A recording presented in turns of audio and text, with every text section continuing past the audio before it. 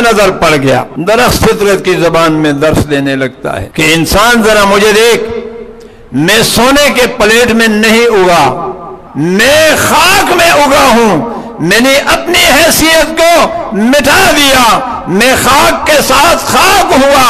جب میری حیثیت مٹ گئی تو یہ اللہ کی سنت ہے، من تواضع للہ رفعہ اللہ، میں نے اپنی حیثیت کو مٹا دیا، اللہ نے میری حیثیت کو اجاگر کر دیا۔ تو شجر ایک اور پیغام دیتا ہے، شجر پیغام دیتا ہے کہ درخت بنو، بیل نہ بنو۔ ایک بیل ہوتا ہے نا جو گملے میں ہوتا ہے، دیواروں پہ چڑھتا ہے، ایک ہوتا ہے بیل۔ اور درخت میں فرق کیا ہوتا ہے؟ درخت جڑوں والا ہوتا ہے، بیل بغیر جڑ کے ہوتا ہے، تو ہلکی سی ہوا چلی تو بیل چلا گیا۔ جڑوں والا درخت طوفان آ جاتے ہیں لیکن وہ استقامت سے جمع ہوا، اپنے موقع پر ڈٹا ہوا کڑا ہوتا ہے۔ یہ دلیل ہوتی ہے اس بات کی کہ یہ درخت جتنا اوپر ہے اللہ کی قسم اتنا نیچے۔ تو گویا کہ شجر ایک اور پیغام دے رہا ہے کہ انسان ذرا مجھ پہ نظر ڈال، میں 3 حصوں پر مشتمل ہوں، ایک حصہ زمین کے اندر، ایک حصہ تنوں کا اور ایک حصہ شاخوں اور پتوں کا ہے۔ میں تن اور شاخوں کو دن کو غذا دیتی ہوں اور جڑوں کو میں رات کو کھلاتی پلاتی ہوں تاکہ وہ بھی مضبوط رہے۔ کہہ دو نا سبحان اللہ۔ درخت اپنے جڑ کو رات کو مضبوط کرتے، رات کو جڑوں کو مضبوط کرتے، دن کو تنے اور شاخوں کو۔ مثال اس کی ایسی ہے جیسے ایک تاجر ہے، دکان میں کچھ سامان پڑا ہوا ہے لیکن پیچھے گودام بھرا ہوا ہے، سٹاک ہے، تو یہ دکاندار کامیاب دکاندار اور کامیاب تاجر ہوتا ہے۔ گاہک نے کوئی چیز مانگی، سٹاک موجود ہے، اور اگر سٹاک ختم ہے تو یہ ناکام تاجر ہے۔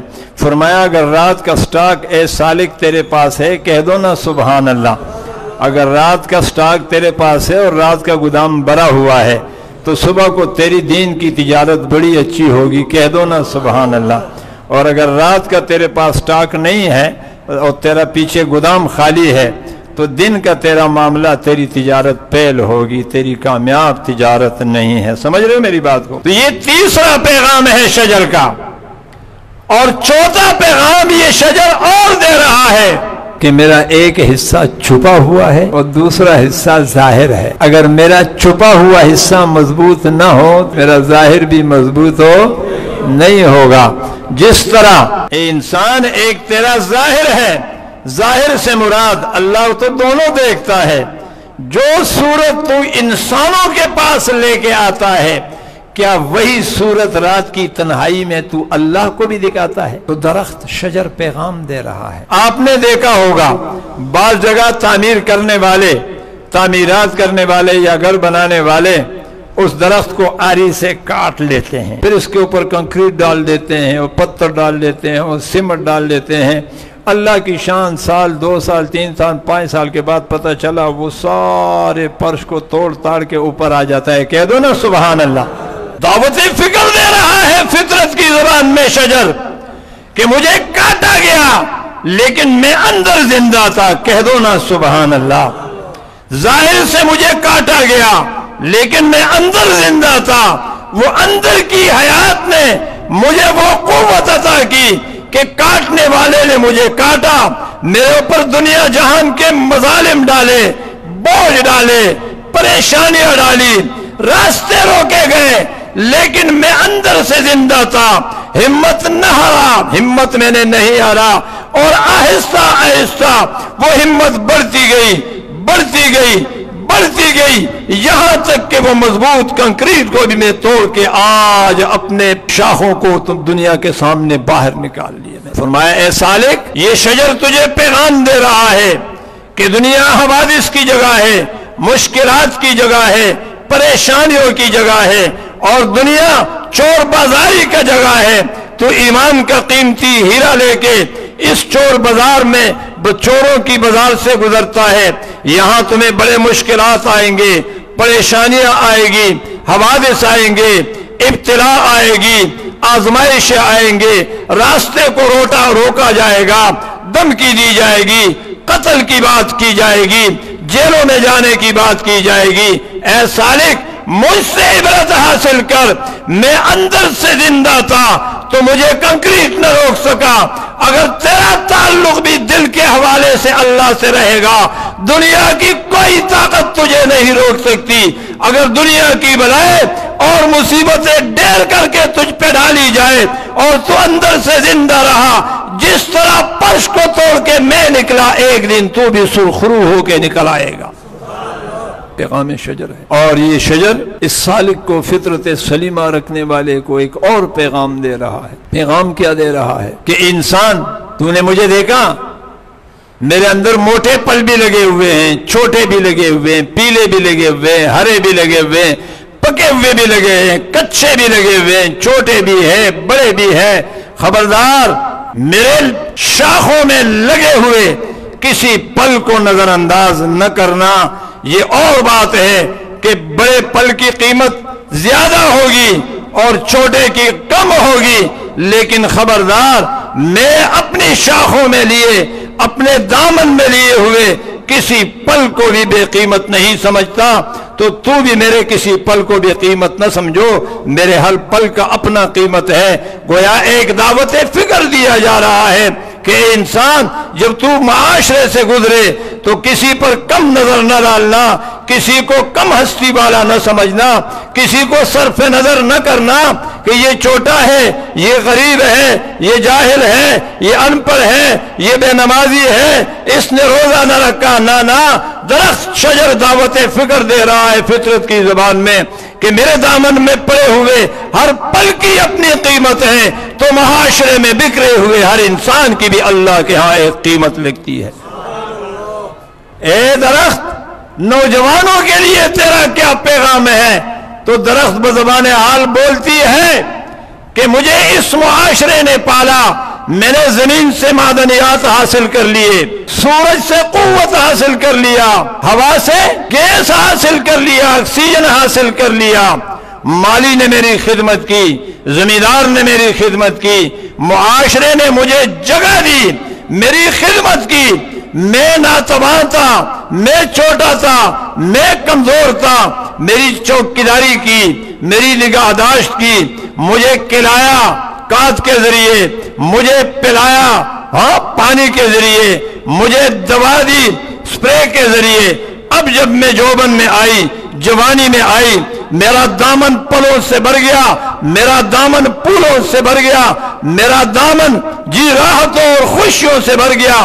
तो मुझे अपने अब्बा का वो शफकत, अपनी माँ का वो मोहब्बत, बहनों की वो दुआएं, बच्चों की वो दुहाइयां और चचा और मामों की वो भागदौड़, मुझे मुआशरे के हर फर्ज की वो नेकियां मुझे मालूम है। मैं दरख्त होकर फिर माली को पल लौटाता हूं, पत्ते लौटाता हूं, लकड़ी की सूरत में उसका दिया हुआ मुआवजा उसको वापस करता हूं। यानी मुआशरे ने मेरे ऊपर जो एहसान किया है, जब मेरा नंबर आता है तो मैं मुआशरे के एहसान का बदला बोलो। तो ए नौजवान, जब तू डिग्री तेरे पास आ जाए, काम तेरे पास आ जाए, कोई मनसब तेरे पास आ जाए, कोई बंगला कोठी और पैसे तेरे पास आ जाए, तू यूं ही नहीं बढ़ा। तेरे ऊपर, तेरे साथ माँ की मोहब्बत थी, तेरे सर पर बाप का शफकत था, तेरे लिए बहनों ने दुआएं दी, तेरे मामू और चचा ने तेरे लिए भागदौड़ किया, तेरे दोस्तों ने तेरा साथ दिया। आज जब तू मुआशरे का एक अच्छा पर्द बना, किसी मनसब पर फायज हुआ, साहिब डिग्री हुआ, कोई अच्छी तनख्वाह और कोठी तुझे मिली, तो तू दरख्त से भी बदतरीन है।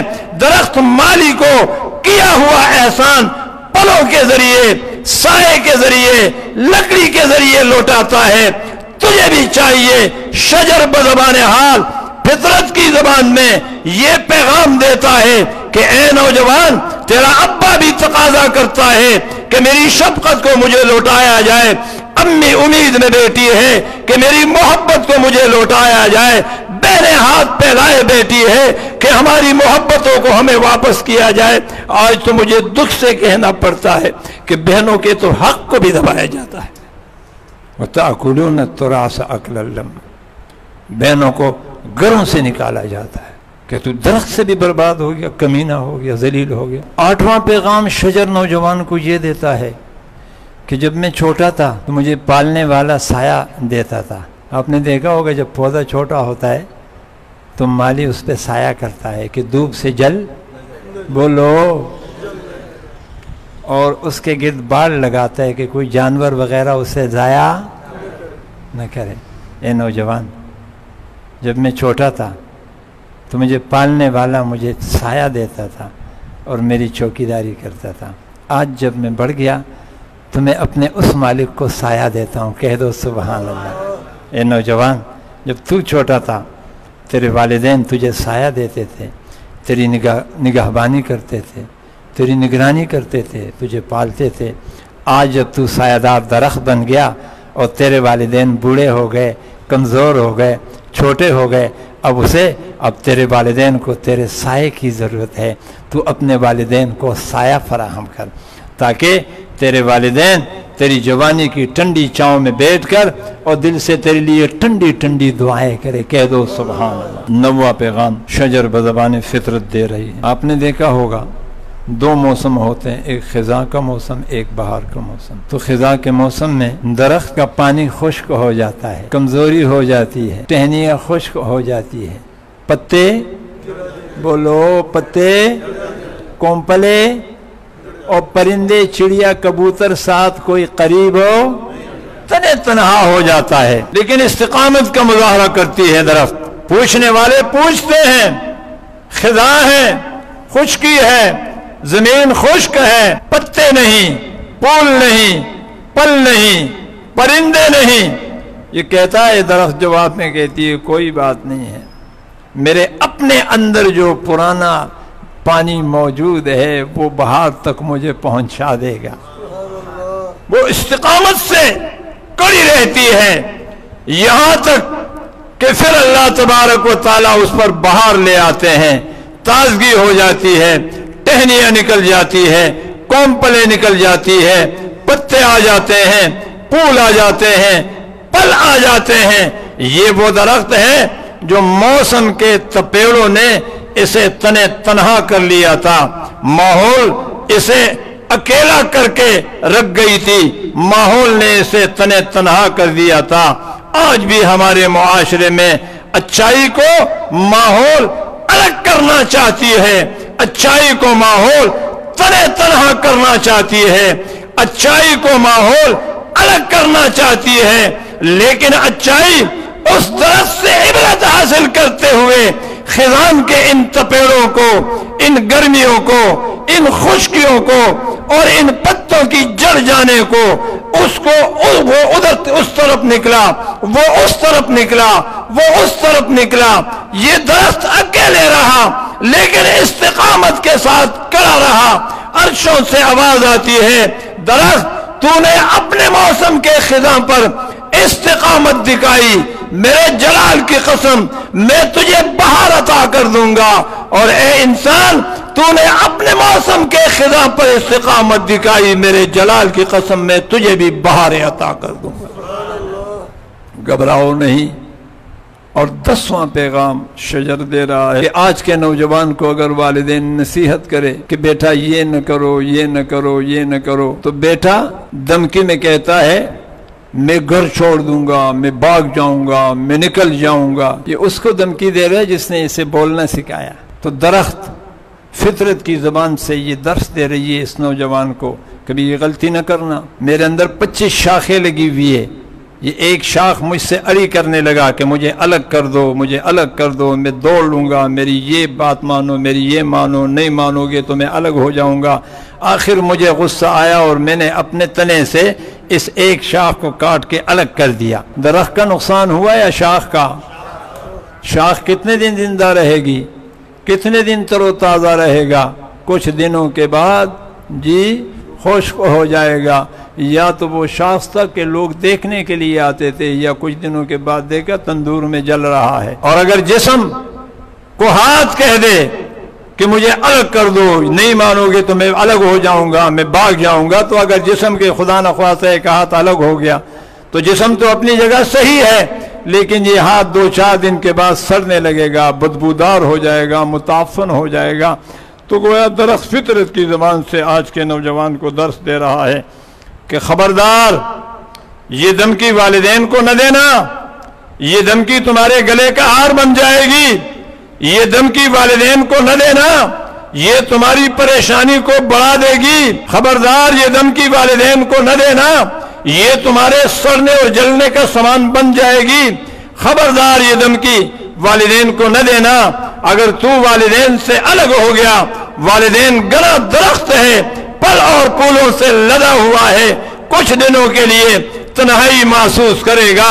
अल्लाह उस कटे हुए शाख में फिर कोंपल लगा देते हैं, कह दो ना सुभान अल्लाह, और तुम्हारी कमी पूरी हो जाएगी। लेकिन तुम्हें जो कमियां होगी, क़यामत तो आ सकती है, तुम्हें सुख नहीं आ सकता। तो गोया कि आज के नौजवान को शजर ये फितरत की ज़बान में पैगाम दे रहा है कि वालिदैन का अदब करो, एहतराम करो, कहना मानो। भागने और दौड़ने और घर से निकलने की धमकी अपने वालिदैन को बोलो